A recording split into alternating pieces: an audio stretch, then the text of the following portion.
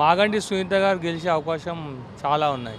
ఎందుకు మరోపక్క కాంగ్రెస్ చెప్తుంది కదా చాలా అభివృద్ధి చేస్తూ ఉన్నాం, ప్రజలంతా మా వైపే ఉన్నారని చెప్తా ఉన్నారు. ప్రజలు చెప్తున్నారు ఏంటంటే మాకు ఏ సంక్షేమ పథకాలు ఏమి అమలు కాలేవు, వాళ్ళు చెప్తున్నారు కానీ చేసేటట్టు లేరు.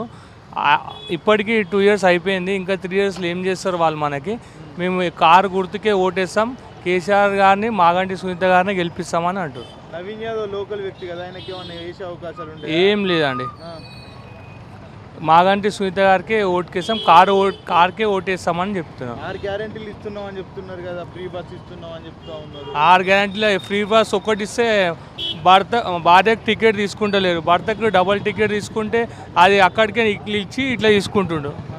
ఇంకా హామీలు ఏడైనాయండి, తులం ₹1,00,000 తులం బంగారం ఇచ్చిండా? ఇవ్వలే. ఆటోలకు 10,000 ఇస్తాను, ఇచ్చిండా? ఇవ్వలేడు. మళ్ళీ పెన్షన్ ఇస్తా అన్నాడు, స్కూటీలు ఇస్తా అన్నాడు, 2,500 మహిళలకు ఇస్తా అన్నాడు.